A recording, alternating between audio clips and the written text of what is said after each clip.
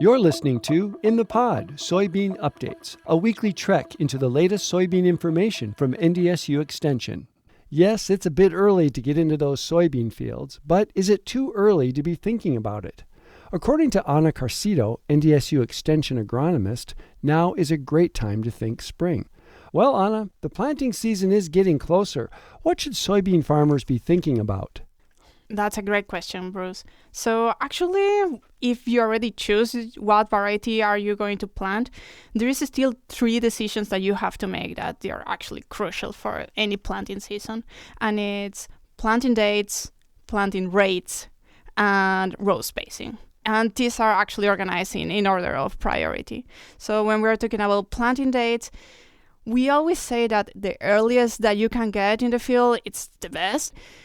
There is a huge background about crop physiology behind this decision, and it's about radiation. When we talk about growing a plant 101, we always say that there is 3 things that a plant needs, and it's water, nutrients, and radiation. When we are talking about water, it's actually kind of hard to manage. If you have irrigation, you can manage. If you don't, you cannot do much. When we are talking about nutrients, it's pretty easy. We can say that you use fertilizer, but when we are talking about radiation, that's the energy that comes from the sun, might be a little bit more tricky. It's only the maturity group that you choose and the planting date. So basically what you are doing is that you cannot change how much radiation you get every day, but you can change how long are you accumulating that radiation. So when we are talking about planting date and the earliest possible, basically what you are doing is just getting a longer planting season. How do planting rates and row spacing affect soybean production?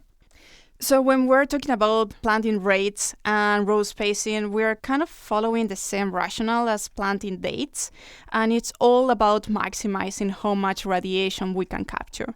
So with narrower row spacings and higher plant densities, what you're doing is just closing that canopy faster, and you are capturing more radiation.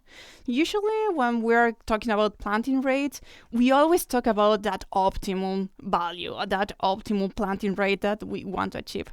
But it changes every year because it changes varying the environment that you are. When we're talking about planting rate, we cannot stop talking about row spacing as well because they actually interact a lot.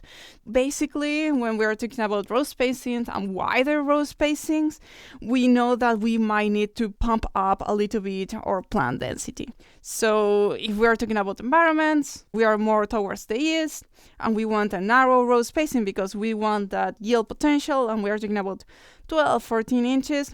We might want to put around 170,000 pure leaf seeds.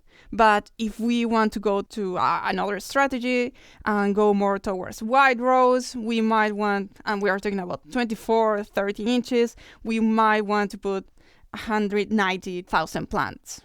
When we're talking about the West, that is a completely different environment, and we want to talk about trying to use more narrow row spacing and talking about like 7, 10 inches, we might be talking about an ideal plant population of 150,000 pure leaf seeds per acre.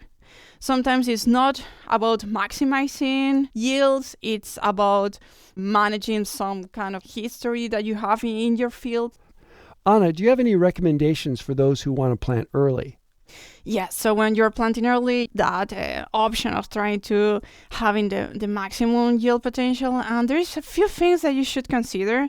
You have to have a good soil moisture, you have to have a good soil temperature, trying to get those 50 Fahrenheit degrees that you want. And also, and this is really important, check the forecast.